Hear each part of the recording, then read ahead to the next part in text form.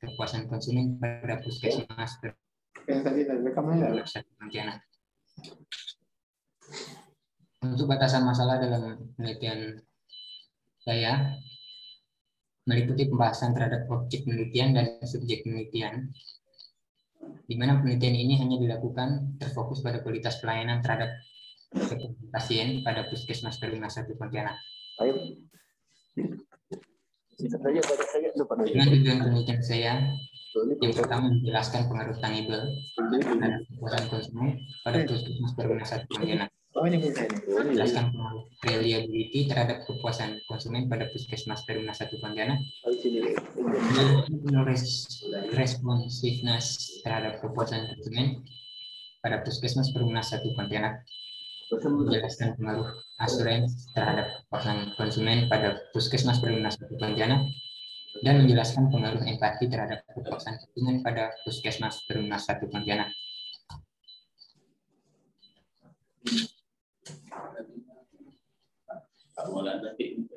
Dan juga manfaat penelitian saya bagi puskesmas bisa menjadi bahan masukan dan bahan evaluasi bagi pihak manajemen puskesmas dalam meningkatkan kualitas pelayanan puskesmas di masa yang akan datang. Dan bagi peneliti, bagi saya sendiri adalah dapat menambah pengetahuan serta mempelajari masalah-masalah yang berkaitan dengan kualitas pelayanan di puskesmas.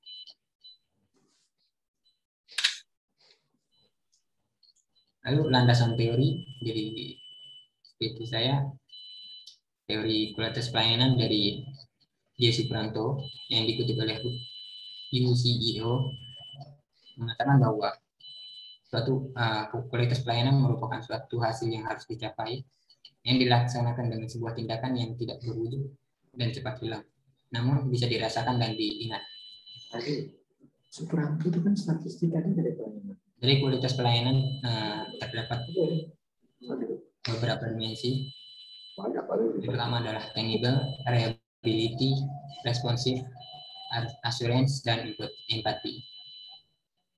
Lalu teori kepuasan pelanggan dari Philip Kotler dan Kevin Lane Keller yang mengatakan bahwa kepuasan pelanggan merupakan perasaan senang atau kecewa yang muncul setelah membandingkan hasil dari suatu produk terhadap kinerja yang diterima.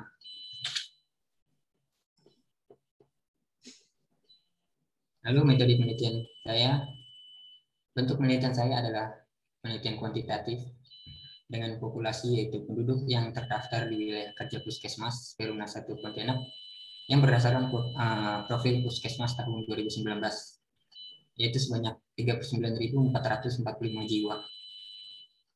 Dengan sampel yang diambil melalui rumus Slovin dan mendapatkan hasil yaitu 100 sampel responden. Teknik pengumpulan data saya yaitu menggunakan kuesioner atau angket dengan teknik analisis data yaitu analisis data kuantitatif, uji asumsi klasik, uji T, uji F, dan analisis regresi linear berganda.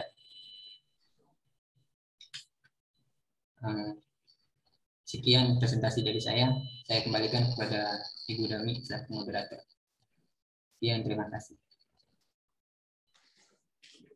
Mana Bu Daminya? Baik, Victor Tommy. Ya, Pak. Nanya karena Bu Dami lagi ke sebelah, jadi saya langsung aja di sini. Ya, Pak. Kamu memang tinggal di Perumnas kamu ya? Ya, Pak. Enggak, Pak. Saya di Sungai Rengas, Pak. Mana? Di Sungai Rengas, Pak. Sungai Rengas kamu? Ya, Pak. Kamu menelitinya di Puskesmas Perumnas 1? Ya, Pak.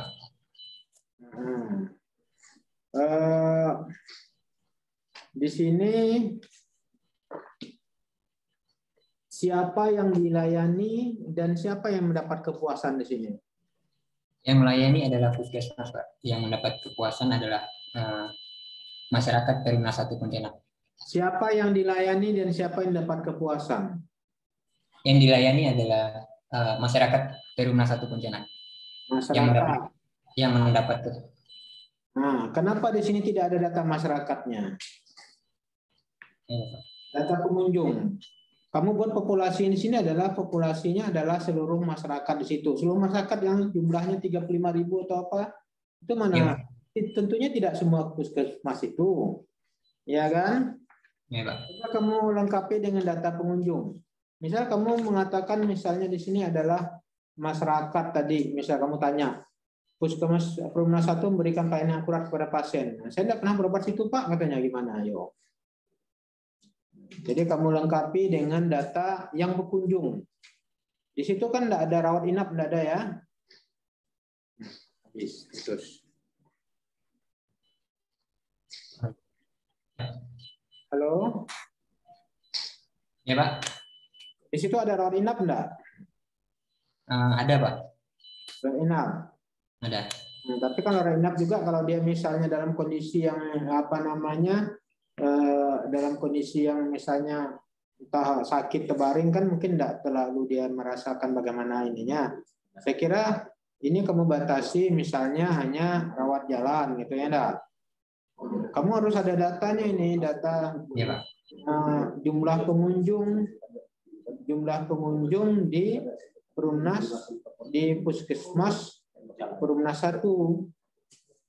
Ya, Pak. Karena itulah dasar kamu untuk nanti dasar kamu untuk menentukan sampelnya atau respondennya. Ya, Pak. Ini ya, kamu lengkapi ya. Kamu lengkapi dia biasanya diletakkan situ Ya, ada Pak. di latar belakang penelitian. Jumlah pengunjung di Puskesmas Perum 1. Ya. Ya, Pak. Saya kira mungkin yang lebih baik itu kamu ke ini aja, pasien rawat jalan aja. Nah, tapi mungkin nanti gimana kesepakatan kawan-kawan yang lain yang bertiga ya. Karena yang lain yang berdua sama saya. Karena kalau yang rawat inap misalnya di situ rawat inapnya penyakit apa aja? Banyak, Pak. Tapi memang melayani rawat inap juga gitu ya? Apa, Pak? Melayani rawat inap juga ya? Iya, Pak, ada, Pak. Nah, saya kira kalau rawat inap nanti tentunya apalagi dia dalam kondisi mungkin sedang sakit yang banyak tidur, mungkin dia tidak begitu tahu bagaimana sebenarnya pelayanan yang diberikan oleh perawatnya gitu ya. Saya kira mungkin yang rawat jalan saja gitu ya. Jadi kamu tampil ke data pasien yang rawat jalan. Ya, sebagai populasinya. Iya, Pak. Berarti sampai saat ini pun kamu belum punya data itu kan ya? Jadi kamu juga belum bisa menentukan Iya, Pak. orang sampelnya gitu kan, berapa respondennya ya. Iya, Pak. Kemudian ini kamu lihat di halaman 4.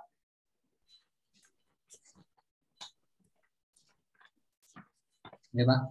Dalam pembatasan masalah ya, rumusan masalah kan kamu udah buat tuh bagaimana pengaruh tangible terhadap kepuasan dan seterusnya di sini.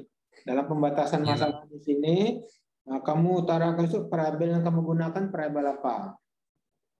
Dalam batasan variabel bebas, Pak. Variabel yang kamu gunakan menurut siapa gitu ya enggak? Menurut siapa dan dalam bukunya siapa? Karena dalam pembatasan masalah ini, malahan dalam penelitian juga ada dibuat misalnya pembatasan masalahnya, penelitian ini hanya dibatasi tahun 2018 sampai 2020. Biasanya ada seperti itu juga pernyataannya, narasinya ya.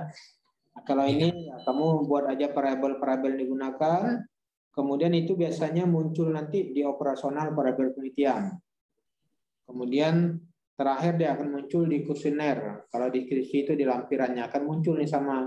Jadi kalau kita tidak konsisten, misalnya tiba-tiba kita menggunakan variabel yang lain, misalnya di pembatasan masalah dan urusan penelitian kelihatan nanti gitu ya enggak. Nanti kalau Iya, kamu Pak. gunakan ini, menurut siapa akan muncul di operasional variabel penelitian, nanti akan muncul di kuesionernya gitu ya. Baik, Pak. Oke. Dicatat ya apa-apa yang saya ini kan ya. Iya, Pak. Kemudian ini konsentrasi mata kuliahnya apa ini? Pemasaran, Pak. Nah, cobalah kamu mulai dari pemasaran.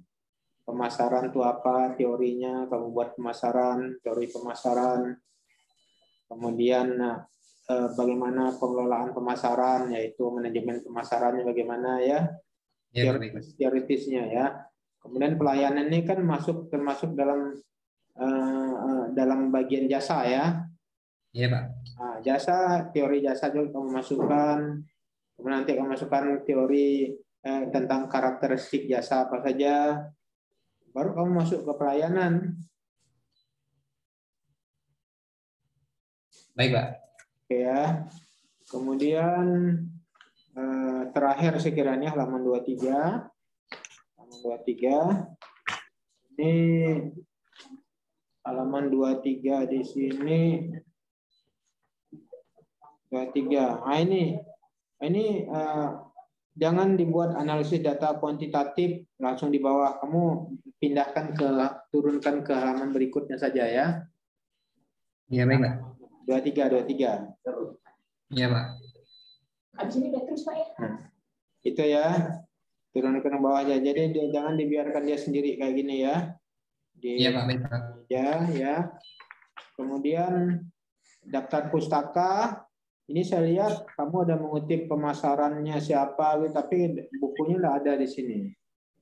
Ya, ini literatur kamu ini sedikit sekali kayaknya, malah banyak tentang statistik, analisis, aplikasi analisis multivariat, ya. Tapi buku pemasaran di sini malah nggak ada ini. Kualitas pelayanan, dimensi dan cara mengukurnya, buku menilai pemasaran, ya bukunya misalnya buku bahasa swasta, buku Kotler dan seterusnya itu ya.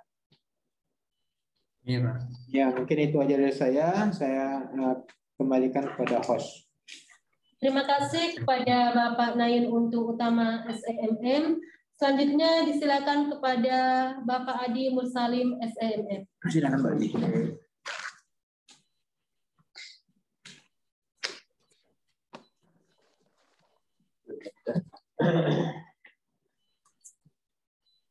Oke, Saudara Victor Tommy, Iya, apakah Anda sudah siap untuk diuji? Siap ya? Iya, Pak. Siapa tulisan PA-nya? Siapa tulisan PA-nya? Bapak itu, Maulana Pilani Rita. Paulana ya, PA-nya ya. Oke. Jadi judulnya analisis pengaruh tingkat kualitas pelayanan terhadap kepuasan pasien. Dari judul ini Ya, Pak. kira-kira ada berapa variabel yang diangkat? Ada berapa variabel yang diangkat? 6, Pak. Hah? Dari judul itu. Dari judul itu. Dari judul 2, Pak.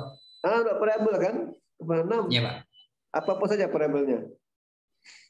Variabel kualitas pelayanan dan kepuasan pasien. Kualitas pelayanan dan kepuasan pasien kan. Mana yang variabel independen? Oke. Sudah. Variabel independen adalah kepuasan pasien, Pak. Independen. Mana independen? Independen tangible. Bukan judul. Oh, iya, Pak. Judul. Independen adalah kualitas pelayanan, Pak. Kemudian Ya, Pak. independen mana? Independen ada kepuasan pasien. Oke. Kalau dari judul ini ada berapa pertanyaan Anda buat? Kalau dari judul ini berapa pertanyaan Anda buat? Ada 5 pertanyaan, Pak. Masa? Coba ada judul itu. Kalau dari judul itu berapa pertanyaan, berapa masalah yang Anda buat itu? Pada judul. Ada 5 masalah, Pak. Enggak, masalah. Berarti 2 variabel. Kok 5 masalah? Nah itu kalau 5 masalah itu 5 variabel. Iya, Pak. Coba. Ada berapa masalah Anda buat dari kalau Anda judul analisis pengaruh tingkat kualitas pelayanan jasa terhadap pasien, Mas? Kalau dari judul ada 1, Pak. Hah? 1. Kalau dari judul 1. Apa masalahnya? Masalahnya bagaimana pengaruh kualitas pelayanan jasa terhadap kepuasan pasien di Puskesmas Perumna 1 Pontianak. Itu tadi yang di masa satu juga Pak. Makanya itu ada masalahnya nggak ada banyak 6. Gitu kan? Anda mau itu kak mau pakai mau pakai regresi linear berganda kak maksudnya nih? Iya kak? Anda tuh mau pakai regresi linear berganda atau yang setiap dimensi gitu? Iya Pak. Nah, kalau itu ada pembatasan masalah. Ada masalah. Ada pembatasan masalahnya itu. Ada di pembatasan masalah. Pembatasan masalah ada pembatasan masalahnya itu. Ada. Pembatasan masalah. Ada enggak?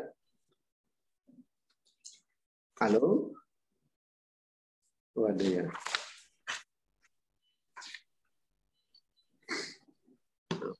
Kalau menurut Bapak tuh ya bagusnya tuh masalahnya di sana kan. Bagaimana pengaruh kualitas pelayanan terhadap kepuasan pasien kan? Nah, nanti baru itu pertama kan secara keseluruhan kan, secara simultan tuh ya secara simultan tuh. Jadi hanya bagaimana boleh 6 dimensi tambah 1 lagi masalah. Bagaimana pengaruh kualitas pelayanan terhadap kepuasan pasien secara keseluruhan kan? Paham nggak? Kan ada ujian di sini kan, ini kan masing-masing, kan ini Anda masih linear sederhana ini semua kan, bagaimana pengaruh reliability kan, bagaimana kan, itu masih itu masih sederhana.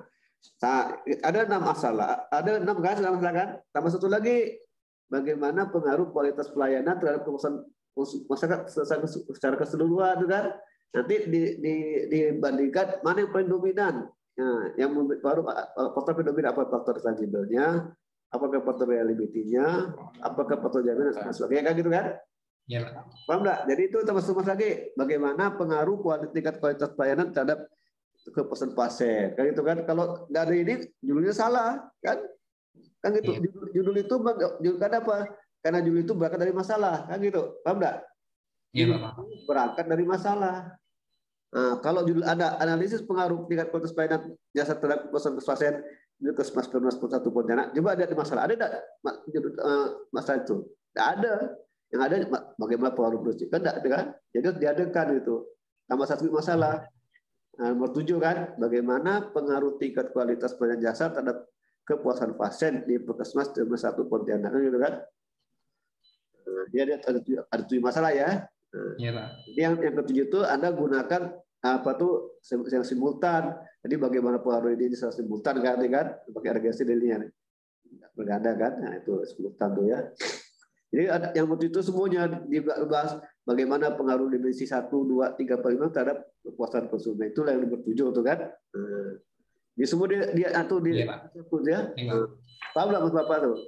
Kan ada halaman ini kan, halaman 4 ya. Nah, ya.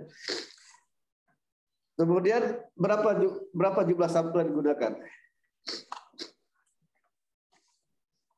Berapa jumlah sampel?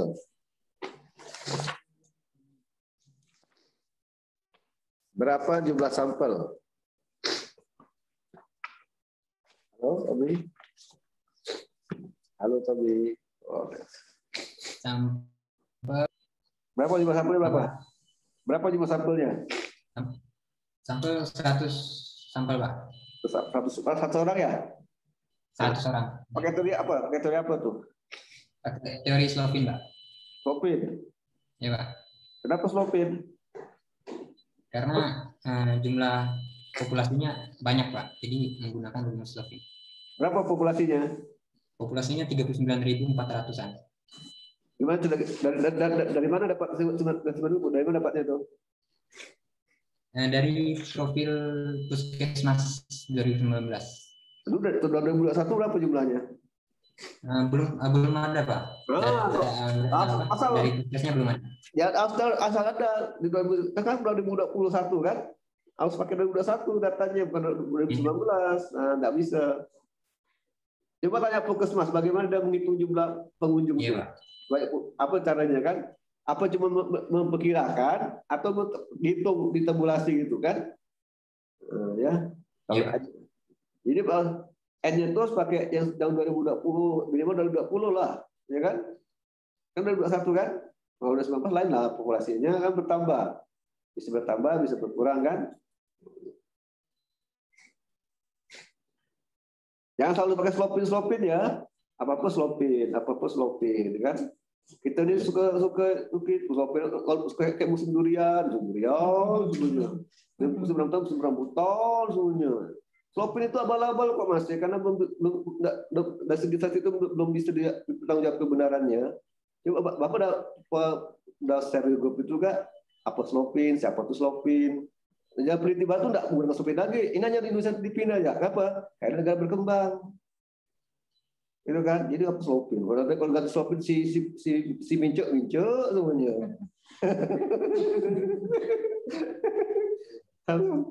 Halo Tommy. Aduh. Ngantuk dia. Ya. Tommy, dengar Pak? Ya, Pak. Nah, jadi Dengar, Pak. ya sampel itu tidak walaupun populasi. Kapan kita gunakan slopin, ya kan? Jadi ya, slopin itu digunakan apabila sebenarnya persentasenya tidak dikorelasi. Paham nggak? Paham, Pak. Walaupun dengan populasinya. Jadi kita masuk kapan kita slopin itu masih udah kebenarannya nih. Kadang-kadang nih bukannya masa yang ngajar pun kadang-kadang tidak pernah baca buku. Ya, jadi itu ya. Jadi tidak, kalau pakai korelasi dan regresi tidak pakai slopin, yang lain itu. Tidak mesti pakai slopin ya. Tidak mesti slopin. Slopin itu digunakan apabila penelitiannya hanya persentase saja, hanya persepsi gitu. Survei, paham nggak? Survei kayak sensus kan? Penduduk itu kayak slopin tuh, kan penduduk kan? Hanya saat apa ada suka ini ya. Nanti dipresentasikan kan? Itu kayak slopin. Tapi kalau penelitian kita itu menggunakan korelasi atau regresi, itu tidak pakai slopin, tidak perlu. Yang lain ya. Yang lain bisa pakai variabelnya, pakai indikatornya, kalian berapa persen, pakai persentase bisa gitu ya. Paham enggak? Nah, jangan enggak apa-apa slopin. Ganti mincuk semua. Ya kan? Apa slopin gitu. Enggak perlu, tidak semua slopin. Bapak udah share di grup kan? Siapa tuh slopin kan gitu kan? Anda kan pakai statistik kan? Iya, Pak. Biar pakai slopin lah, pakai yang lain ya. Ada berapa sampel tadi? 100. Nah, cari tuh sampel 100. Ada tuh 100 ada emang. Kalau marketnya minimal 100 respondennya kan gitu. Itu ada teorinya gitu. Bapak dasar itu kan siapa tuh slopin? Slopin itu masih diragukan kebenarannya. Di negara barat enggak ada slopin tuh, enggak guna lagi slopin. Negara barat, Amerika, Inggris. Yang hanya menggunakan Indonesia Filipina ya. Paham enggak? Yang menggunakan slopin ini hanya Indonesia Filipina, negara berkembang. Negara-negara maju tak guna slopin karena masih diragukan kebenarannya. Ya. Masih dalam kebenarannya gitu ya. Jadi tidak semua slopin. Slopin itu bisa digunakan apabila penelitiannya bersifat persentase. Paham enggak ya? Bukan korelasi. Kalau korelasi dengan regresi itu jangan pakai slopin. Kayak yang lain itu ada bukunya itu, ada artikelnya tuh.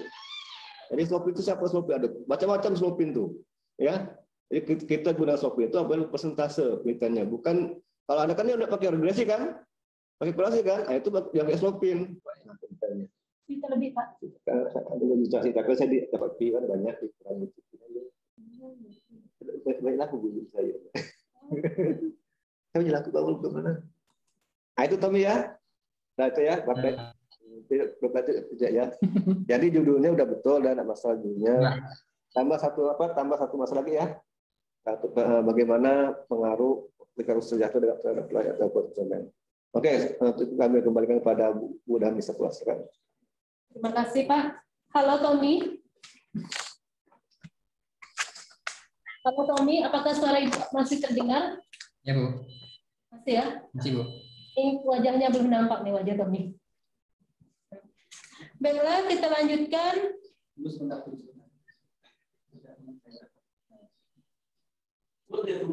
Ya, tunggu dulu Bang ya. Tunggu sebentar.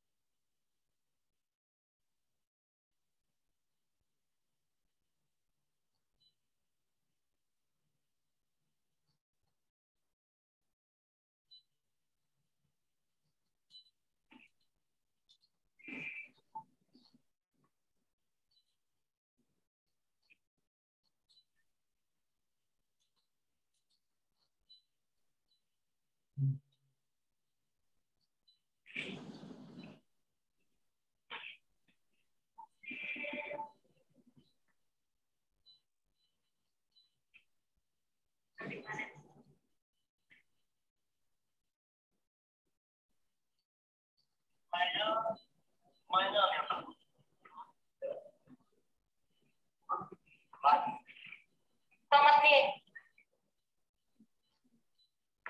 Ya, Bu. Tunggu dulu Bang ya. Ya, Bu.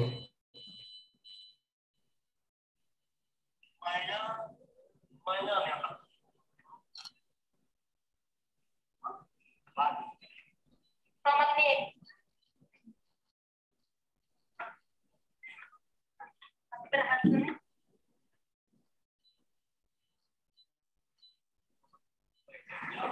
Jadi dia kesini ya tadi ini ya, observasi dia.